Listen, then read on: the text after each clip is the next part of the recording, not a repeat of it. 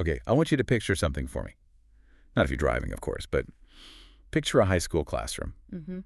The year is 1991. We're in Buenos Aires. It's one of those quiet, really boring afternoons. Oh, I know the feeling. And then suddenly, a student, his name is Fabio, but everyone calls him Luco, he stands up.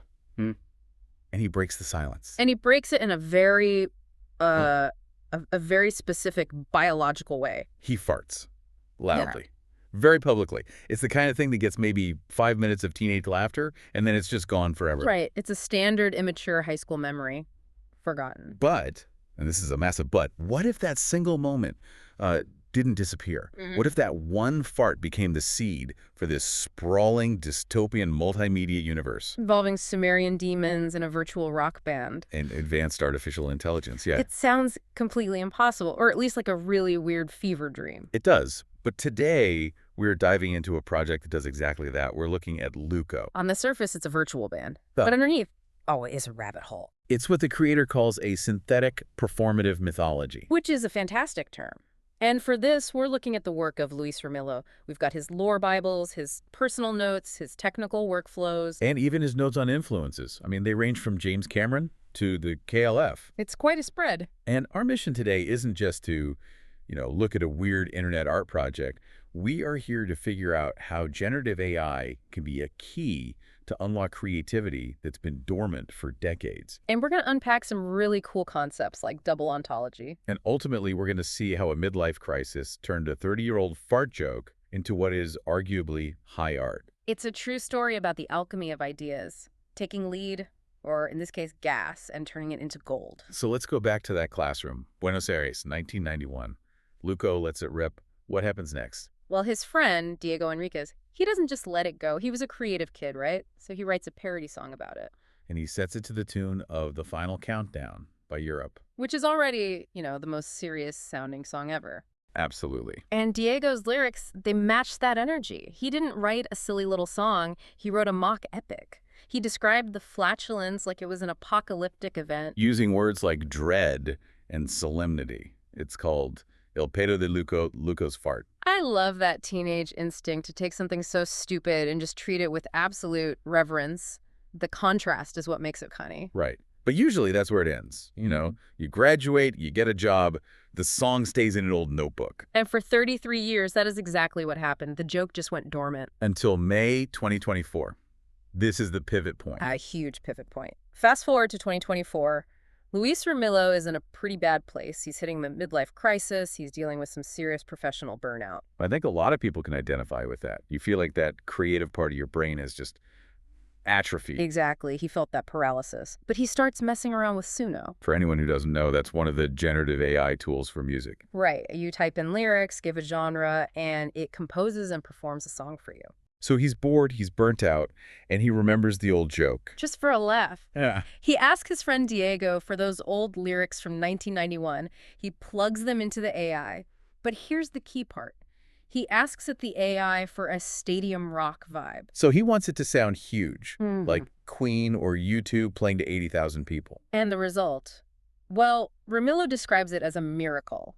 The AI spits out this track, first called Liberonme, which later becomes Apocalypsis del Alma. A miracle. That seems like a high bar for a song about a classmate passing gas. It does, but listen to what he says about it. He said that even though the lyrics were completely ridiculous, the music was shockingly emotional. It was powerful. It had this desperate, soaring energy. It's that cognitive dissonance.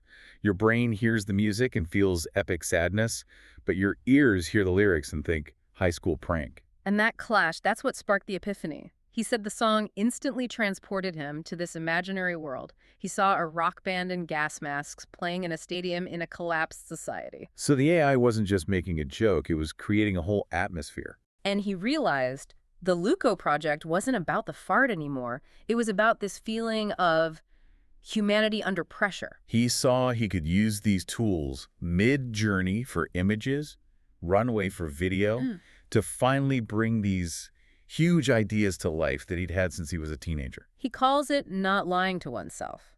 It was a way for him to process his own chaos by, and I love this phrase, playing seriously. Playing seriously. Let's stick a pin in that because that feels like the core of this whole thing. Yeah. And it brings us to the genre he invented for it, synthetic performative mythology. That is a mouthful. It really is. We need to break that down. It sounds super academic, I know, but it's actually very descriptive. Let's take it word by word. Synthetic. Okay. That just refers to the origin. It's all synthesized by AI, the voices, the images, the music. None of it, exists in the physical world. Got it. Performative. That means the story exists through the act of doing it. It's not a novel you buy. It's a project that unfolds as he releases new songs, new videos. The performance is the release schedule. And finally, mythology. Well, that's the lore. He's not just making music videos. He's building an entire world. And the world he built is, well, it's intense. I was reading through the context documents, and yeah, it is bleak. It's a version of Europe, but it's completely wrecked. It's a dystopian Europe on the edge of total collapse because of a pandemic called porcine multisystemic syndrome, PMS-25. Wait a second. Porcine? As in pigs? Yes, and this is where that solemn parody comes right back in. This is the direct narrative evolution of the fart joke. So the pig theme from the original joke has mutated into the cause of the apocalypse. It's no longer a joke about a friend. It's a terrifying pathogen that destroyed society. That is such a wild creative leap, to take that one element and turn it into the catalyst for a Children of Men-style dystopia. And it definitely draws on that vibe. The Last of Us, Children of Men. A world of high control, propaganda, scarcity. But because the origin is so absurd, the world keeps this satirical, cynical edge. It's scary, but it's also darkly funny. Mm-hmm. Now, to really get this world, you have to understand this rule he set up called double ontology. This was in the technical notes, and I admit I had to read it a couple of times. It's a little tricky, but think of it like pro wrestling. Okay. In wrestling, you have the characters in the ring, and then you have the actual people playing them. Wamilo is doing something similar with this virtual band. So what are the two layers here? Layer 1 is the real world. Yeah. Luco is a musical project by Luis Ramillo. They have a Spotify profile. It's a product you can consume. Simple enough. Layer 2 is the legend. And in the songs and the lore, the band members aren't musicians. They are characters inside that dystopian Europe. They are insurgents, freedom fighters. Ah, okay, this helps explain the music videos. Mm-hmm. Because I saw one where they're playing inside the ruins of the Louvre, and I was thinking, how do they get their amps in there? Where's the power coming from? Exactly. And with double ontology, those questions just don't matter. Ramilo says the videos are non-diegetic. It's a film term. It means they aren't documentaries of what happened. They're interpretations of the myth. Correct. The video is answering the question, what does this feel like? Not what are the facts. So if a song feels like a desperate plea for culture against ruin, then yeah, show them in the destroyed Louvre. It's emotionally true, not logically true. Which gives him total freedom. Yeah. And at its center of all this is the protagonist, the lead singer, Roxora. Roxora is the anchor for all of this. He has really specific visuals for her. Yeah. Green hazel eyes, freckles, about 25. She's got this look that's part high fashion model, part urban guerrilla fighter. But her backstory goes so much deeper than just cool singer. Oh, yeah. This is where we get into the Sumerian demons. Because apparently a dystopian pig virus wasn't quite enough plot. Well, if you're going to build a mythology, you got to go big, right? The lore says Roxora is an errant soul. She is the reincarnation of an ancient Sumerian priestess named Ashara. And Ashara made a pact with a demon. She made a pact with Pazuzu. Now, most people know Pazuzu from The Exorcist. The scary demon, yeah. But Ramilo did his homework here. In actual Mesopotamian mythology, Pazuzu was the demon of the southwest wind, bringing storms and drought. But he was also a protector. A protector? How does that work? Ancient people would wear amulets of him to ward off other demons, especially one called Lamashtu, who is known to harm mothers and children. It's a fight fire with fire kind of thing. Okay, so how does this connect back to Roxora? In the ancient timeline, the priestess Ashara is pregnant, and she makes a pact with Pazuzu to protect her unborn child. The price, though, is eternal penitence. She has to reincarnate endlessly, carrying this spiritual debt. Wow, that adds such a heavy layer to her character. She's not just a rebel. She's this ancient soul that's been suffering for thousands of years. And he describes her as a devout erratic. She's full of contradictions. She loves the figure of Jesus, but hates the submission of organized religion. So she's using Christian imagery right alongside these dark ancient pacts. She's messy. And in the modern dystopian timeline, she's the leader of the Order of Roxora. Right, it's this clandestine cell, and they perform heists. One of the main story points is them stealing a Pazuzu statuette from the Louvre to disrupt the government's parasitic order. It's just incredible how detailed all this is. You've got ancient trauma crashing into this cyberpunk political thriller, Yeah. and the glue holding it together is the music. The music and the influences. Ramilo lists some very specific inspirations. The two biggest ones are James Cameron and the KLF. Let's start with James Cameron, the director of Avatar and Titanic. What's the connection there? Ramilo follows Cameron's creative philosophy, which is basically summarized as shit I want to see. I honestly think that should be taught in art school. It's a great strategy. It's the confidence to say, I'm including this shot not because the plot needs it, but because it is awesome. So if he wants to see the wreckage of the Eiffel Tower to create that feeling of humanity under pressure, he just puts it in. He puts it in. The image speaks for itself. And then there's the KLF, the British electronic band from the early 90s, right? That's them. The justified ancients of Mumu. They were essentially music industry terrorists. They famously burned £1 million of their own money as an art statement. And what Ramilo takes from them is this idea of solemn parody. Exactly. The KLF had this absurd, elaborate mythology, but they treated it with dead serious conviction, which is exactly what Ramilo is doing with the fart joke. Down to the symbols. Down to the symbols. The KLF used sheep in all their imagery. Luco uses pigs. It's a direct homage. The Order in Luco wears white tunics and horns, like druids, but they're doing it in a high-tech war zone. It's pranksterism mixed with chaos magic. Yeah. And the music reflects that chaos, too. Goes listening to the clips, and it's all over the place. Can't just call it rock. No, the eclecticism is part of the double ontology. The sound changes to fit what the narrative needs. Take a track like O Vosso Gallo Comadre. Sounds like a folk song. It is. It's a traditional Galician folk song. But in the world of Luco, it's reimagined as a punk anthem. In the story, it's the sound of a mechanical rooster alarm going off during one of their heists. I love that. A punk cover of a folk song as a burglar alarm.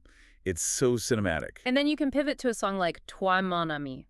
It's a Christian gypsy song, sung in French. In the lore, Roxora is singing this from a prison cell. It's stripped back, emotional, a plea for redemption. It captures that errant soul part of her character. Perfectly. And of course, you have the most ambitious track, Conjuro Sumerio. Which is a Sumerian conjuring. Exactly what it sounds like. A rock track with lyrics in actual Sumerian cuneiform. How does an AI even handle ancient Sumerian? Surprisingly well, it turns out. It gives him the phonetic structure for that ancient ritualistic sound. It's the bridge between Ashara the priestess and Roxora the rock singer. I want to zoom out a little and talk about the how, because this is all built with a pretty heavy tech stack. Suno, Midjourney, DaVinci Resolve. It is. And, there's often this criticism of AI art that it's soulless, that the computer's doing all the work. But reading his notes, it doesn't feel like he's just pressing a button and walking away. Not at all. He's very specific. He calls the AI the co-author, but never the director. The human provides the North Star. What does he mean by that? He means the AI can generate infinite variations. It can give you 10,000 images of a girl in a gas mask. But it can't decide which image matters. It can't decide why an image is heartbreaking. Ramilo supplies the emotional core. He does. In fact, he notes that despite all the demons and dystopia, this is fundamentally a story about a father and a daughter. A father and daughter. I didn't see a father character in the lore. It's metaphorical. He says he views Roxora with this paternal protectiveness. He's projecting his own desire to protect innocence in a corrupted world onto her. That's the human heartbeat driving the machine. So the AI creates the pixels, but the human creates the pain and the love behind them. The AI is the engine, but his own life, the burnout, the trauma, the hope, that's the fuel. He mentions the goal is partly professional, right? It's a portfolio piece for his studio, Nisaba Studio. It is, but the personal notes say it's about reconciling who I was, who I am, and who I could be. It's a reclamation project. He's reclaiming the creativity he thought he lost 30 years ago. And he's doing it by taking the lowest form of humor and transmuting it into high art. It really makes you think about our own ideas. How many times have you dismissed a thought because it was silly or just a joke? Or too weird. We self-censor constantly. Right.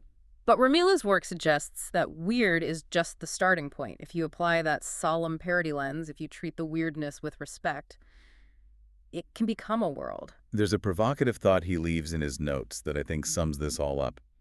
He references Carl Jung and the concept of the shadow. Jung is always a good place to land. What's the thought, he asks. If we use AI to project our internal